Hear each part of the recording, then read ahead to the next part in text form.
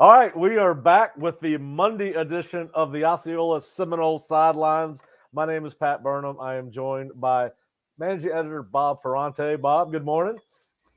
How are you? It was a busy All right, weekend, fun weekend, yeah. yeah, good afternoon. I guess it would be. It feels like morning time still. Had three Hey, for cups of Mike coffee. Norvell, it's always a good morning. It's always bring the energy. Good morning, good morning. That's right. I have not seen Mike in a couple days, about 24 hours. I don't know what to do with myself. I've been running into him in Daytona at the 500. Now, obviously, the man does not take many weekends off. It was another huge weekend recruiting wise for Florida State. They finished practice on the first 3 days of spring practice on Friday. Had a ton of recruits on campus Friday afternoon to view practice and be a part of FSU's Legacy Weekend, where we saw Jermaine Johnson come back on campus, Jameis Winston, Deshaun Corbin, Keir Thomas, among others, as they took part in the weekend with recruits. And obviously, we're here for Jermaine Johnson's brick ceremony, where he is going to have a brick outside the Moore Center.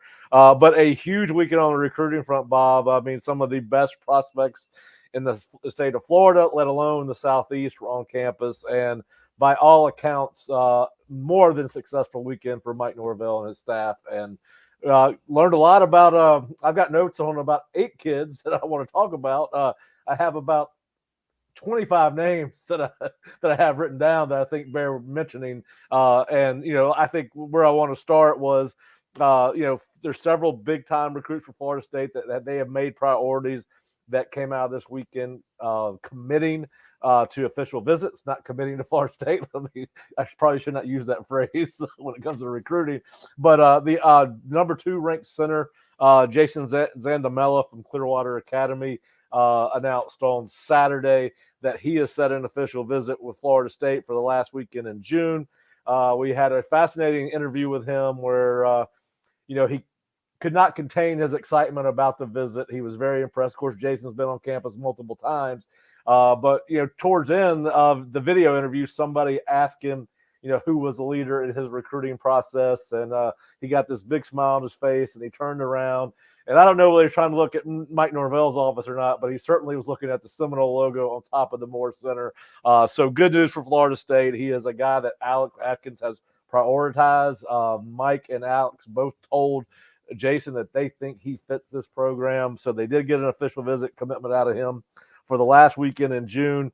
Obviously, they got some competition to go against. He does have unofficial visits scheduled to Miami, USC, Oregon, and then I read somewhere possibly Penn State. So, and that's all over the next month. But the good news is Jason Zandamela has committed to a official visit, which listen, you only get 5. So, and he's been on campus several times in the last 6 weeks. So, big news there on Jason Zandamela. And listen, it's so fascinating to get to talk to these kids, and we forget about the excitement about recruiting. We have to cover it, and we're older, so but you see the excitement and just the for even the newness of that weekend, and listen to Jason. But anyway, obviously we've got a written article on Jason on the Osceola. We've got his video interview, so if you have not checked that out, please do. Then, of course, the top corner in the nation, Charles Lester, was back on campus. Charles Lester, the 3rd number 1 ranked cornerback by Rivals, Sarasota Riverview product. His interview was fascinating. Some of the things he said, I got a kind of kick out of it. Somebody predicted on their site that he was going to commit to Florida State or choose Florida State at some point. It wasn't really going out on a limb, because Charles Lester said during our interview with him that at heart I am committed. Now, again, they got a official visit set up with him for June 23rd, but a lot of work to do. He does like Florida State. That was obvious by what he said, but he is going to take some. He's got official visits set to Georgia and Ohio State as well. Looks like he will try to get back on campus before spring is over, possibly for the spring game. And then probably, Bob, we've said it 100 times with Fish and myself on these recruiting podcasts and articles. The old recruiting adage, if we can get them on campus, we've got a shot. And there's 2 guys and 2 of the best prospects in their positions that applies to this weekend. Peyton Pierce, who is from Texas, is the 4th ranked inside linebacker by Rivals. Did not even know where Florida State was really on the map. Obviously knew who Florida State was, but did not know where Tallahassee was. He mentioned that he had, got offered by Florida State last summer. Randy Shannon's been in his school, I'm assuming last spring or this past fall. And but really, Florida State was just another offer to him. And so his family decided that they were going to take their spring break vacation to Destin, Florida. And they said, well, you know what? Why don't we pop on over to Florida State for the heck of it, was kind of the sentiment. And of course, he left here very excited, used eye-opening, blown out of the water. And he said this was his first ever visit to Tallahassee, and he will be back again. He does. Ohio State is a place that he will visit. He's been to Texas A&M multiple times, SMU. He's got a who's who of schools that have offered him. But Florida State is definitely in play with Peyton Pierce, and his interview was fascinating. Of course, now what I appreciated was his honesty, Bob. He said during the interview that almost every unofficial visit shuffles the deck on his favorites. But so he was very forthright in that regard, which I appreciate. And that's the reality of it for 18-year-old kids, right? I mean, they're going to change their mind. They're going to be there. You're impressible at that age. I don't think that's the right word, but you know what I'm saying. Impressionable. Yes. Impressionable at that age. My Florida high school education is showing itself off there.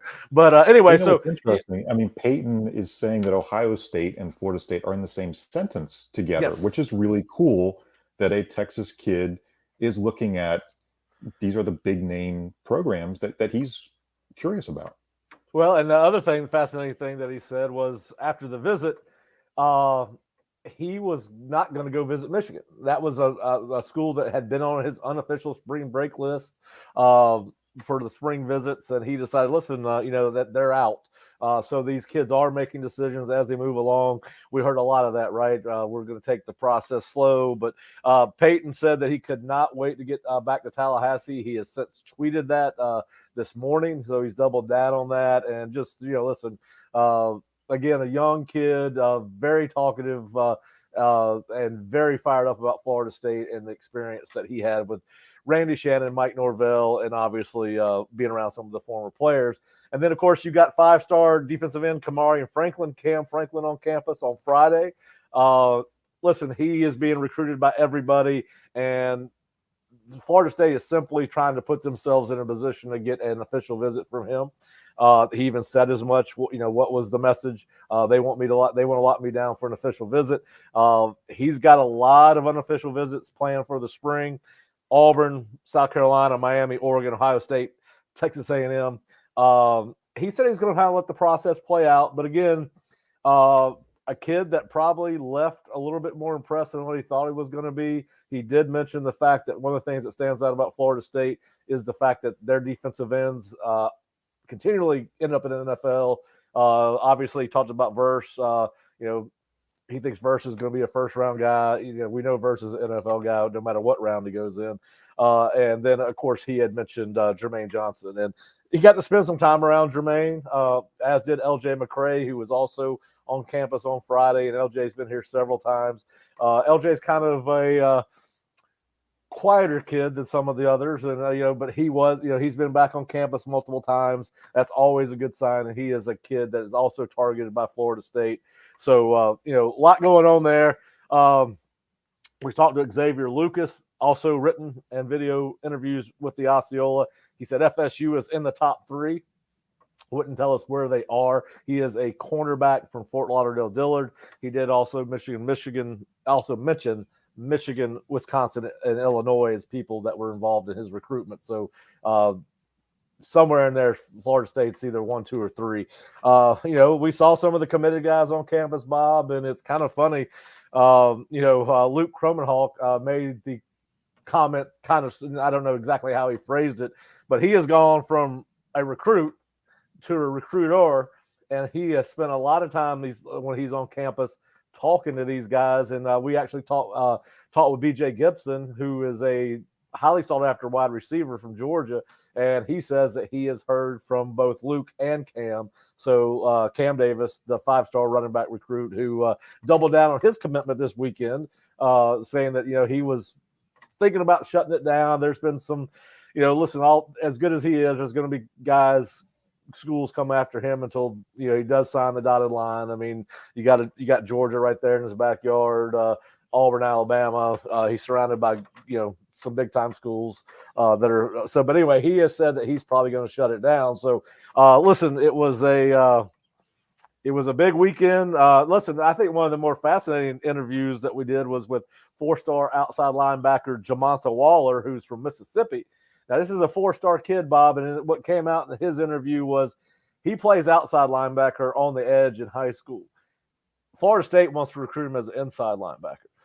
He does not have an offer from Florida State yet, and the reason they want to see him in camp, they want to see how he moves in space at an inside linebacker position. Now, you don't find many 4-star kids that say, I'm going to come to camp for my offer. And so I thought that was pretty cool that Jamonta likes Florida State enough, and he's got a ton of offers. It's not like he's hurting for schools to give him attention. He's got plenty of that. But, Jamonta says, listen, I'm going to be back in the summer. I'm going to come out here and work with Coach Shannon and this staff and see if I can get a Florida State offer. So that was fascinating to me. We heard Tramel Jones from Mandarin. He was on campus last Wednesday, and he said the same thing about camp. He's got a Florida State offer, but he's going to come back to camp. Now, he's a 2025 guy, so he's still got 2 years. But he even mentioned that, hey, I'm going to come back and I'm going to compete with all these quarterbacks. And so, those things are fascinating in a era where we're starting to see high school recruits treat football camps like NFL prospects treat the combine. I'm going to do this, but I'm not going to do that type of thing. And then, of course, and I'll wrap it up here. You had guys that we have not had a chance to get stories out on, but we saw on campus some big-time 2024 kids, including Fletcher Westfall, a 4-star offensive lineman, James Madison, a 4-star wide receiver, and Ethan Galloway, another 4-star wide receiver. And then, of course, they had a ton of 2025 kids on campus, 3 offensive linemen that are big-time national prospects, Mason Short, Braden Jacobs, and Nick Brooks. And then, of course, you had Elias Williams, a defensive end, tight end / athlete on campus. So anyway, it was a huge weekend. Ty Hilton, who was a priority on the offensive line for 2024, was on campus. But very, very, very, very busy weekend and very successful weekend for Florida State. And I think to kind of tie it up, using the legacy recruiting weekend concept, bringing a Jermaine Johnson back to have his brick reveal, it was more of an emotional moment, I think, for Jermaine than I expected. A guy was on campus under 1 year, but the impact that Florida State had on Jermaine's life, the impact that it had on this program, on Mike Norvell's climb, yep. And then for Norvell to be able to present that to the recruits who were all gathered around the Bowden statue watching. So as fun as that video is to watch, if you were on our YouTube channel and you watched the video of Mike Norvell and Jermaine talking and Jameis Winston talking, almost you wanted to see a video of the prospects and their attention watching behind, because they were somewhat mesmerized by, Jermaine. Jameis Winston then follows it up. So a very well organized and orchestrated, I thought, event there to show what's next, what's the next piece for this program. And it's really those guys, those 24 and 25 prospects that are thinking about where do they want to go. Well, it was great timing by whether it was Jermaine, because of Jermaine's schedule, Mike, and being willing to work with Jermaine on when they could do this, to have these recruits on. Listen, Jermaine and Jameis are where these guys want to go. And, I thought both guys did an excellent job of sending their message to recruits. We heard, I thought Jameis, I've never been around Jameis before. I thought he was more than impressive. And actually, hey, he basically said, you're all good prospects, but we want guys that want to be here at Florida State. And that kind of goes with Mike's theme of fit. And then, of course, I thought Mike, he's got that little evangelist in him, and he hit on some key points on Saturday, talking about I thought the past, present, and future Seminoles. When those kids were sitting around, he was delivering his message. Listen, it was, and we talked to. I can't remember which of the 25 prospects we talked to over the last 2 days were, but we said, what stood out? And of course, he goes, well, one of them said, well, Jameis Winston was here. I mean, that's different. You don't go see Heisman Trophy winners at every school when you're on an unofficial visit. So I think they all to a man said something about how impressed they were by the former players that were there, and that they thought it was impactful in their recruiting process with Florida State, that what those guys had to say. And it speaks to and they mentioned the fact that, one of them alluded to the fact that, Jameis didn't play for Mike, but he was back. And, what that means says about Florida State's program and the legacy that Florida State has with its former players. So listen, I don't know, short of maybe getting commitments from 4 or 5 of their top targets, I'm not sure it could go any better. Listen, Mike certainly and his staff have certainly made an impression on these kids. You hardly ever talk to a prospect coming out of that, any unofficial visit, where they just don't rave about Florida State. And of course, when you had a ton of defensive end prospects that want to be Jermaine Johnson, that had to have an impact. And then anytime you have a guy that has a Heisman Trophy and you got you had former NFL players. Corey Simon was there. That's probably stretching it for some of these kids. I mean, they probably have to get introduced to Corey and say, this is a 2-time All-American, first-round draft pick. I think he was an All-Pro for the Eagles at one time. But anyway, an impressive group of guys there, both high school and former players. And listen, it was a fun 2 days. I think everyone everyone on Mike's staff and everyone on our staff has earned a couple of days just kind of sit back and relax. But yeah, listen, they're going to come back from spring break next Monday, and we expect to see more top tier prospects on Florida State's campus at each and every practice, as Florida State has 12 more to go. So, but yeah, recruiting. I think Mike and his staff have really taken Florida State's recruitment to another level coming off this 10-win season. Yeah, I mean, we knew it was building toward a top 5 class. That's where it is, I think, number 4 in the Rivals rankings. And again, for those who have maybe been critical of how Coach Norvell has recruited, I would say his 21 class was better than 20, 22 class was better, 23 class was a little bit better. And really, it is about the rankings to some people, but it's about identifying that right fit, that right guy. We've seen Brock Glenn in some practices already and been very impressed by Brock. Now, again, not a 5-star high-end quarterback. A lot of programs wanted him. Ohio State wanted him. Him. Over at one point as a commitment. So it's about identifying that right guy. And I think when the phone rings now, it's answered because it's Mike Norvell on the other line. And that's kind of the funny story of Jermaine Johnson. When Mike Norvell reached out to Jermaine initially, it was Florida State. I'm not going to Florida State. I don't want to talk to Mike Norvell. I have no interest. But how things have changed, in part because of guys like Jermaine, Keir, Mackenzie Milton, those transfer additions really, really built this program in terms of stature, and that's been taken over by the Jordan Travises, the guys who've been here since 2019, 2020. It's kind of been that group that's pulled this climb for Mike Norvell. Yeah, listen, and we've all and before we move on from Jermaine, congratulations to him, by the way. He became a father on Friday night. So he's had a heck of a last 3 or 4 days, and he even mentioned that he goes, I did not. We were talking to him off the record. He mentioned as he was leaving, mentioned that what a life. He did not realize what having a daughter, how it would change his life in less than 24 hours. He goes, it's totally changed my perspective on a ton of things. So anyway, it was fun to see him there and happy for him. I mean, he seems like he's in a great place and really did a fantastic job with the recruits. So he was at practice on Friday, spent some time with some of the defensive ends, and then obviously went to lunch with the kids on Saturday as part of their unofficial visit weekend. So it was kind of fun to see those guys back on campus, and certainly meant a lot to the kids. And of course, you mentioned Brock Glenn, and the team was on the field in full pads on Friday, and since I guess it's a good segue into spring practice, but they were in full pads for the first time. Brock Glenn is a guy, Bob, that the ball just comes out of his hand different. When you get around these guys, it's fun to watch them in pads, and Brock Glenn is a guy, and listen.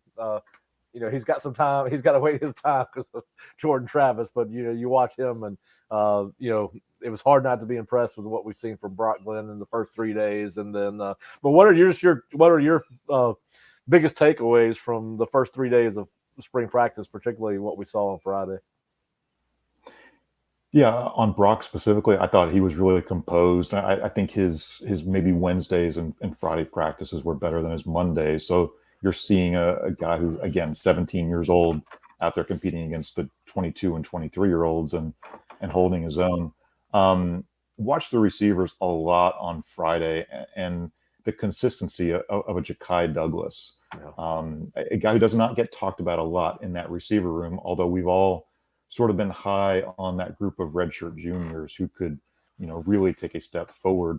Ja'Kai Douglas is that guy who runs very crisp routes, has the speed to get some separation from a DB, a really tough cover. I thought Johnny Wilson had one of his best practices. A year ago, drops were an issue for him in spring camp. He had not worked through that. He just had to catch, a couple hundred on the jugs machine day after day after day. And I think for Ron Dugans, it was about building confidence, not so much yelling about every drop, but building confidence. Yep. I think we're seeing a different Johnny Wilson one calendar year from March of 22. A fantastic, look at him. And I think the receiver group, the tight end group, we're still very impressed with Kyle Morlock, what he's brought to the table. You'll get tired of hearing it, but he runs like a receiver, looks like a tight end, very, very physically well built.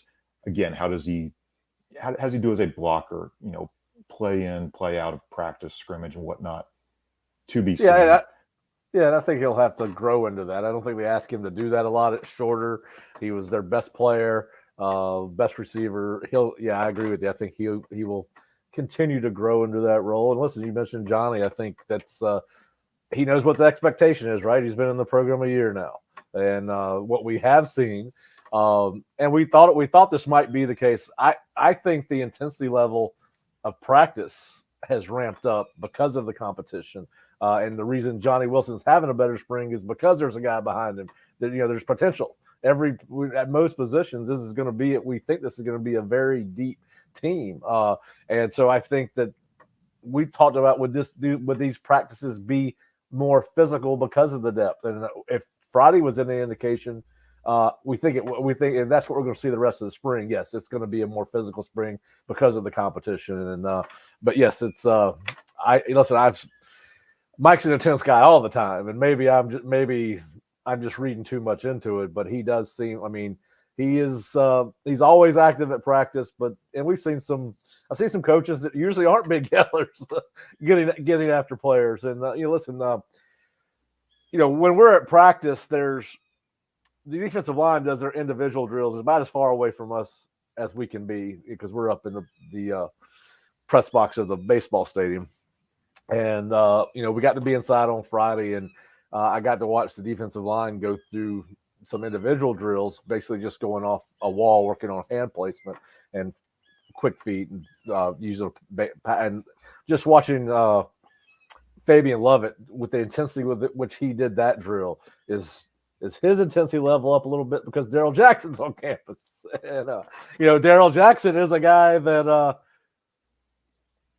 I hope they get that waiver because that guy is going to be a difference maker.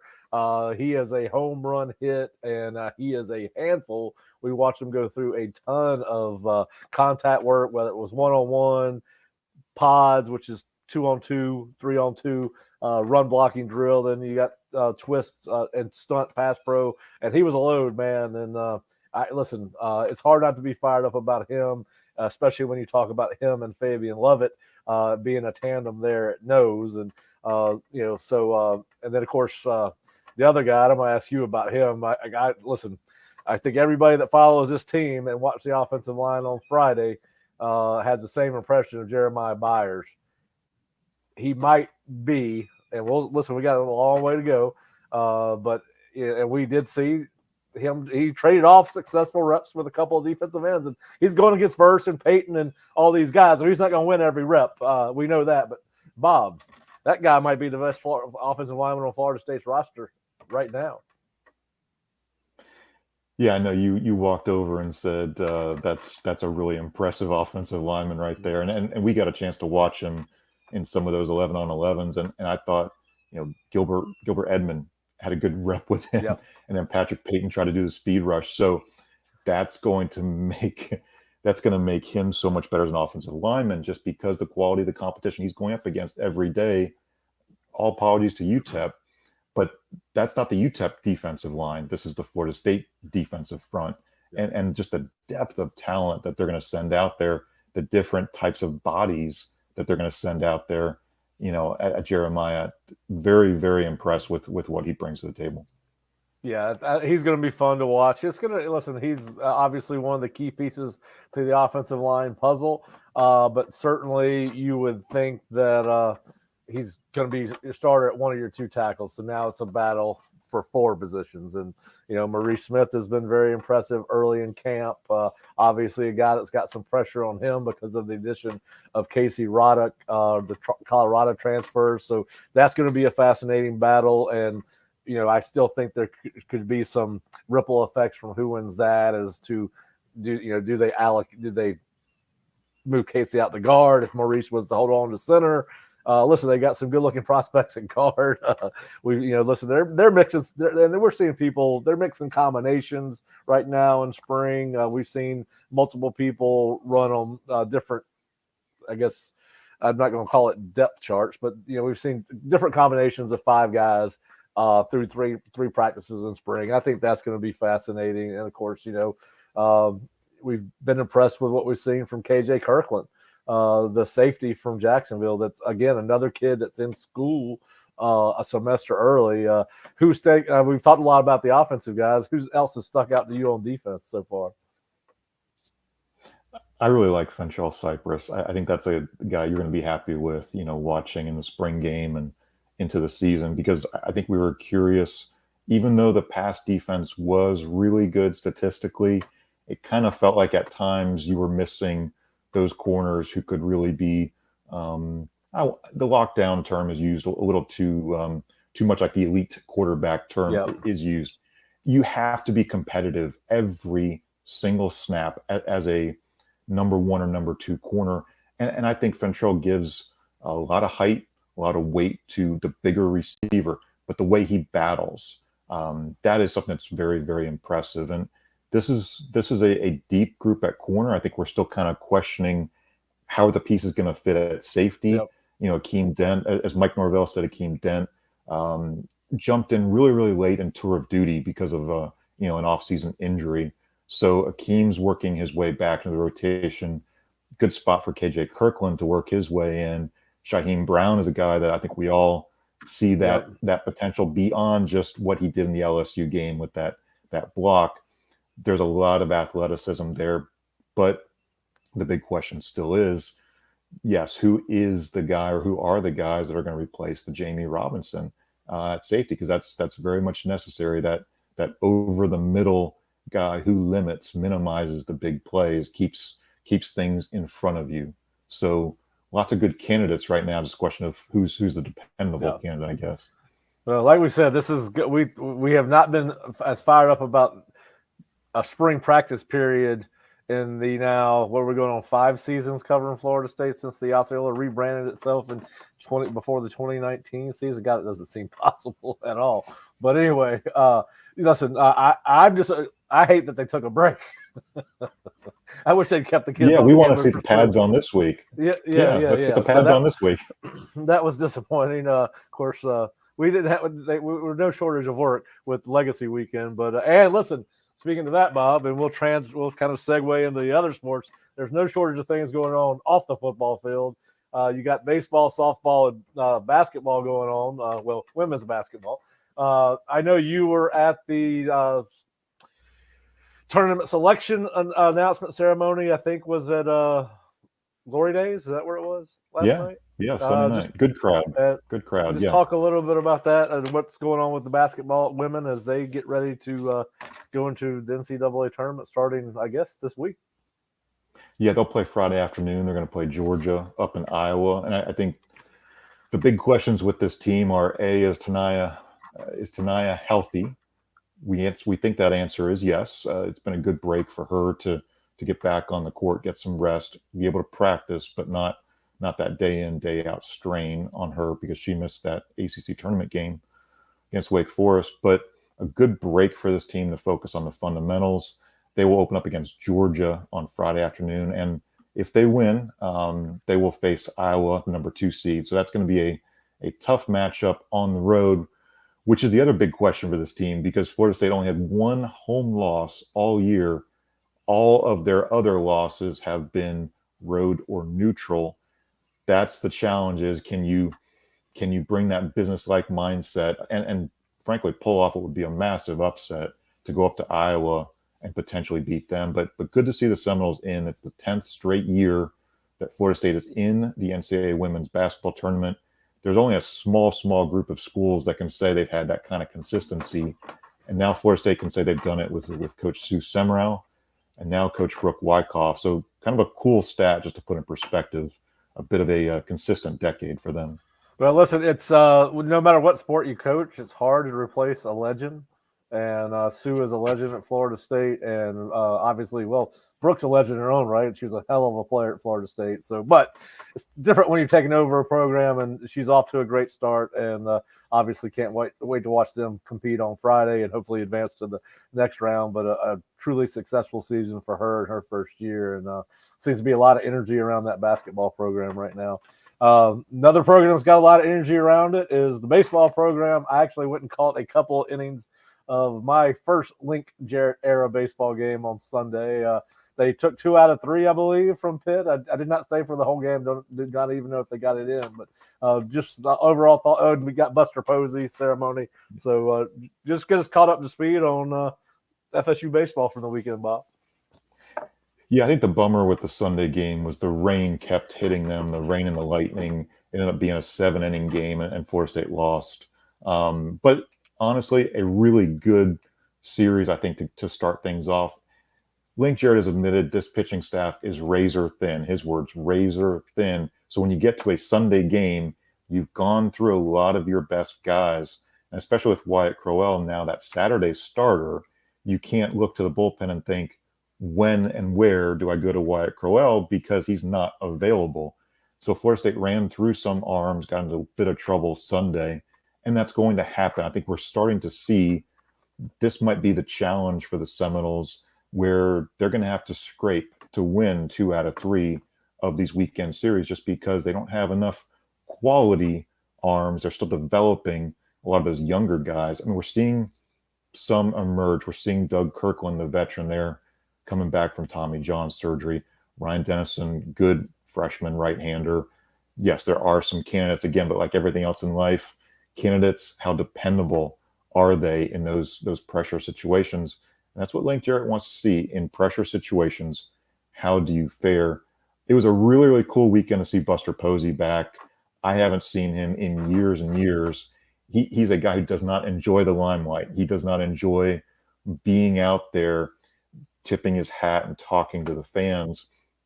I thought what was really cool was not just that he was there. He spoke to Mike Martin Sr., who was back on the field. He got to appreciate how much 11 meant to his career, how much Mike Martin Jr. meant as far as that transition from high school shortstop to catcher and really shaping what is for Buster potentially an MLB Hall of Fame career. But Buster got to spend a lot of time around the program. He not only spoke to the players in the clubhouse, he took a Q&A from them, which I think is really cool that he took the time to say, okay, what questions do you have, guys?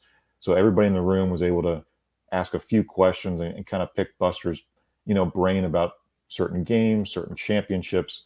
Hey, in addition to the World Series titles, he caught a perfect game. Just some cool things that, Buster Posey's able to come back and share. And I think, as a baseball player, as a coach, you're going to remember when when Buster came back that day.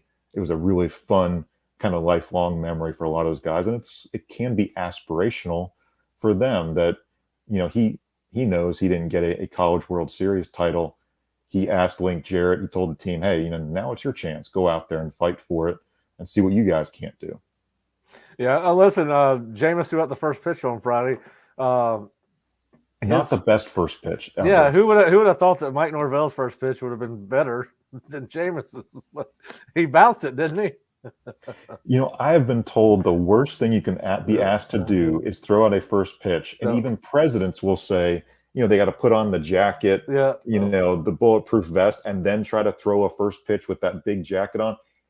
Nobody can really get a first pitch to the catcher's mitt. Actually, the guy who did it was Buster Posey's son, because Buster goes out there with the catcher's mitt to catch a ball from his son, who I think was 11, goes out on the mound, and he throws a strike. So awesome to see Buster's kid throw a strike. And maybe if he's a prospect down the road, he might want to, check out Florida State too. Yeah. Well, I'm sure Florida State would enjoy that. Of course, now Jameis made up for it with his speech to the recruits on Saturday, so he more than made up for it. But listen, I'm gonna tell you the one thing they did do on Sunday. I don't know so much about the pitching, but they can hit. First couple innings, there were balls flying out of that stadium, and they are. Tell you what, he's got some of these freshmen he recruited do not look like freshmen. There's some big, lanky, tall kids out there. Cam Smith, the third baseman, is a major league prospect, a guy who, we passed up big money to play college baseball. And that's been a cool storyline for the sport of college baseball, is that guys want to come to college to develop.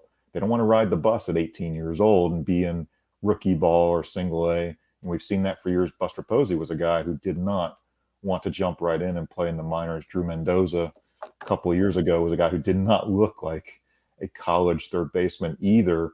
But yes, we're seeing more and more of these freshmen. Florida State needs to get Diomedes Ross back. He's had that finger injury.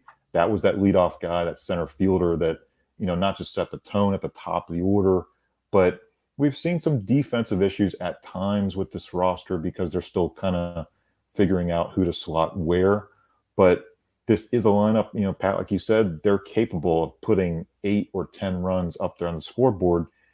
And it's fun to watch. And sometimes it might be by necessity. They may need to bail out that pitching staff with a really nice, comfortable cushion of runs too.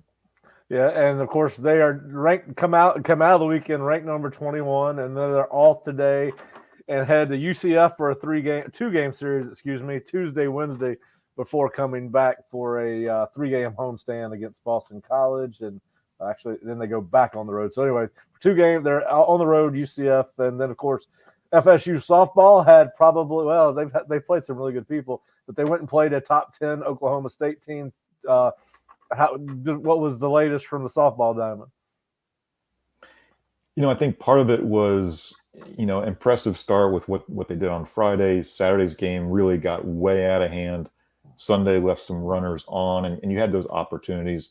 They were, 60 feet away from plating the tying run in the 7th inning on Sunday. So it felt like they were just that close. Really good competitive pitching over the weekend, I thought, from both sides. And this is the measuring stick for Florida State. You go down to Clearwater early in the year, and then it feels like the schedule takes a back seat. I mean, they ripped off 11, 12 straight wins there against a lot of opponents that you just don't hold in high regard in the softball world. But this was a really cool trip. This was the return trip to Oklahoma State, after the Cowgirls had come down here last year to play a series. And of course, Lonnie Alameda will play Tuesday at her alma mater, Oklahoma.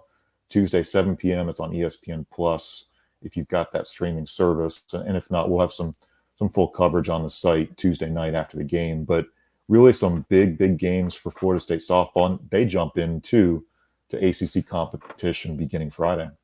Yep. Syracuse coming to town. Listen, a ton of things going on around Florida State's campus and athletics program, and kind of a breather, I guess, recruiting wise for a couple of days. I'm going to enjoy that. Try to get caught up on some things, but obviously the ball and stick sports are in play.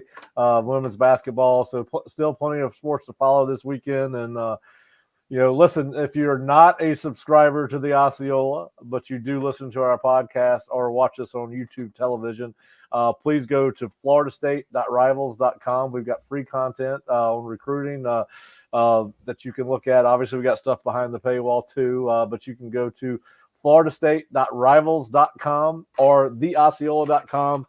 We've got day 1 and day 2 recruiting notebooks with video and written interviews from these prospects that were on campus. And then obviously we've got coverage of baseball, softball, and women's basketball as well. But please go to floridastate.rivals.com. And then, of course, if you want to catch up on what the recruit said and watch our video interviews, you can go to the Osceola's YouTube channel. It's the Osceola. So go to YouTube. We got video interviews with about 12 of the kids that were on campus, probably a little bit more than that. But we got interviews there. But anyway, we've got a ton of stuff at floridastate.rivals.com or theosceola.com. We will certainly be back on, I think we're going to come back on Wednesday this week, Rob. Is that correct? Yep, absolutely. So we will be back at 12:30 on Wednesday. Either Bob, myself, both of us, none of us, but somebody will be doing a Seminole Sidelines on Wednesday. We hope you enjoyed today's program. A lot to catch up on the site, so please go check us out at theosceola.com. And Bob, we will be back on Wednesday. See you soon.